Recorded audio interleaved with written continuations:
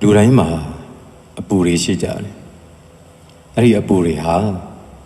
လောဘကြောင့်လည်းပူကြတယ်ဒေါသကြောင့်လည်းပူကြတယ်မာနကြောင့်လည်းပူကြတယ်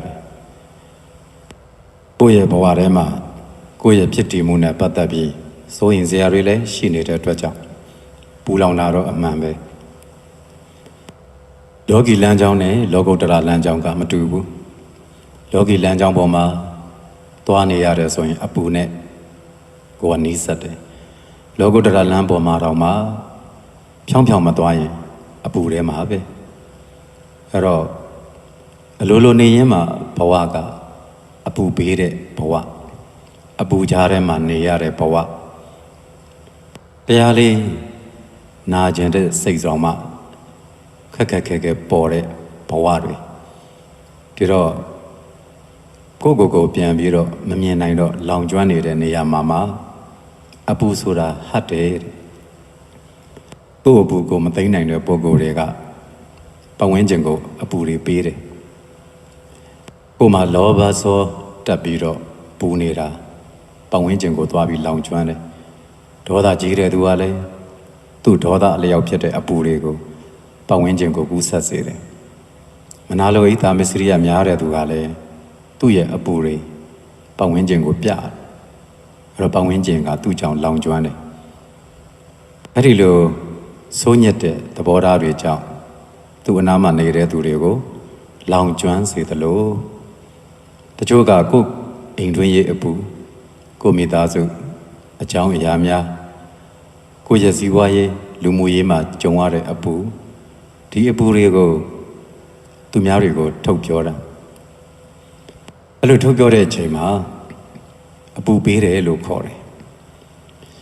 အပူဆိုတာကလူတိုင်းမှာရှိတယ်ဆိုတဲ့အချက်ကိုနားလည်ထားရမယ်ဘဝရှိတော့ဒီဘဝကကြုံလာမဲ့အရာတွေကမလွဲမရှောင်တာကြုံကြရမယ်ဇာတိဒုက္ခဇရာဒုက္ခမရဏဒုက္ခဒီအရာတွေကကြုံကိုကြုံရမယ်ဖြစ်တည်မှုတွေပျက်စီးမှုတွေပြိုပွဲမှုတွေမကြုံခြင်းလို့လည်းမရအောင်အနတ္တလောကကြီးကြုံကိုကြုံကြရတယ်အနတ္တသဘောကိုမလွန်ဆန်နိုင်တဲ့အခါမှာသူ့ကြောင့်ဖြစ်လာရမယ်ကိုမဖြစ်ချင်တာတွေဖြစ်လာလို့စိုးရင်ရတာတွေရှိတယ်ငိုရတာတွေရှိတယ်ဒါကိုတောကထိန်နိုင်တဲ့သူမျက်ရည်သိမ်းနိုင်တဲ့သူဆိုတာကသီးသန့်ရှိတယ်အပူကသူများကိုပေးလိုက်တော့ကိုချင်းစာမှုရတာထက်ကိုယ့်အပေါ်မှာသူ့ရဲ့အမြင်အထင်သိသွားတာမျိုးတွေလည်းဖြစ်တတ်တယ်အိမ်တွင်းပူတွေသူများကိုပြောပြတယ်ကိုယ့်ရဲ့အားနည်းချက်ဖြစ်သွားကိုယ့်ရဲ့လူမှုရေးအပူတွေသူများကိုပြောပြတယ်ကိုယ့်ကိုနင်းစရာအကွက်တွေဖြစ်သွားကိုယ့်ရဲ့ရည်ရွယ်ချက်နဲ့ပတ်သက်ပြီးတော့ပူလောင်မှုတွေပြောပြတယ်ကိုယ့်အပေါ်မှာအခွင့်အရေးယူဖို့ကိုကလမ်းဖွင့်ပေးလိုက်တယ်လို့ဖြစ်သွားတယ်အဲ့တော့အပူဆိုတာကတချို့ကိစ္စတွေကမျိုးသိပ်ထားတာကောင်းတယ်သူလည်းပဲသူနည်းသူဟန်နဲ့ဖြည့်ရှင်းနေတယ်ကိုလည်းပဲကိုနည်းကိုဟန်နဲ့ဖြည့်ရှင်းမယ်ဆိုပြီးအဲ့ဒီစိတ်ကိုထားတဲ့တာပြောပြတိုင်းကောင်းတာမဟုတ်ကိုယ်စီမှာရှိနေတဲ့စိုးရင်တော့ကသူများကိုထုတ်ပြလိုက်တဲ့အခါကိုယ့်ရဲ့အားနည်းချက်ဖြစ်သွားတယ်ဆိုတာကိုအမြဲတမ်းသတိထားရမှာဝမ်းသာလို့ပဲဖြစ်ဖြစ်ဝမ်းနည်းလို့ပဲဖြစ်ဖြစ်ခံစားချက်မထိန်နိုင်တဲ့သူတွေဟာလည်းကိုယ်ဝမ်းသာမှုကလည်းသူများကိုမဖုံးနိုင်မဖိနိုင်ပြောပြတတ်တယ်အဲ့ဒီခါမှာမနာလိုခြင်းဆိုတဲ့ရလဒ်ကိုရတယ်ကိုယ့်ရဲ့အားနည်းချက်တွေကိုယ့်ရဲ့စိုးရင်ချက်တွေသူများကိုပြောတဲ့အခါမှာလည်းအထင်သေးခြင်းဆိုတဲ့ရလဒ်ကိုရတယ်ဘယ်လိုအထင်သေးတာလဲဆိုတော့ဟောဒီလူဒီလုံးဝပြည့်စုံနေတဲ့သူမဟုတ်ပါလားဒီလူမှာဒီလိုအားနည်းချက်ရှိတာကိုငါအထင်ကြီးထားတဲ့လောက်လည်းမဟုတ်ပါလားဒီလိုထင်သွားတတ်တယ်နောက်ကိုယ့်ရဲ့ရောက်ရက်ခတ်စိုးရင်နေမှုကိုမြင်သွားတဲ့အခါအခွင့်အရေးယူဖို့ကြိုးစားလာတတ်တယ်ကိုကိုလမ်းကြောင်းတစ်ခုခုကိုပြမယ်ကိုဖြစ်ချင်နေတဲ့အရာကိုမှားတဲ့လမ်းကြောင်းကိုပြပြီးတော့ကိုစီကအမျက်ထုတ်သွားဖို့ကိုနင်းသွားဖို့ကြိုးစားလိမ့်မယ်လောကမှာက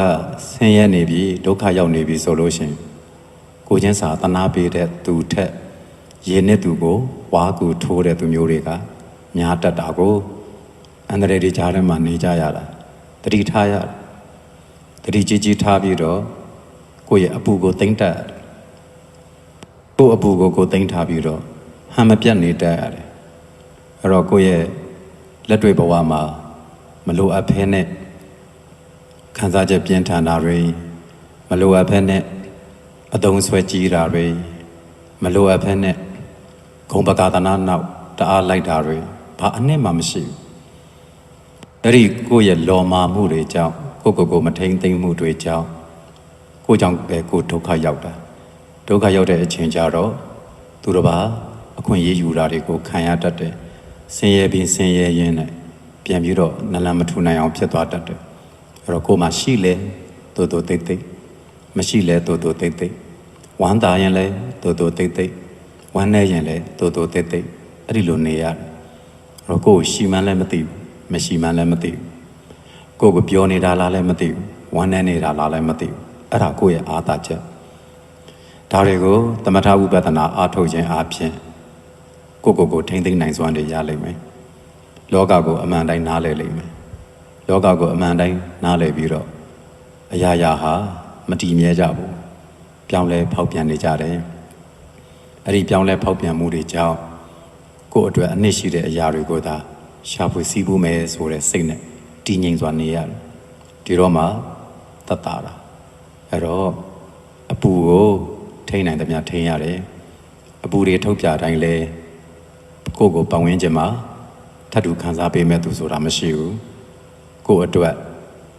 အန္တရာယ်လမ်းတွေဖွင့်ပေးလိုက်တဲ့လိုမျိုးဖြစ်သွားတတ်တယ်အပျော်လဲဒီအတိုင်းပဲအပျော်တွေသိပ်ပျော်ပြပြန်တော့လဲဒီအတိုင်းပါပဲအန္တရာယ်ကိုဖိတ်ခေါ်တယ်လို့ဖြစ်သွားတတ်တယ်ဒါကြောင့်ပျော်သည်ဖြစ်စေ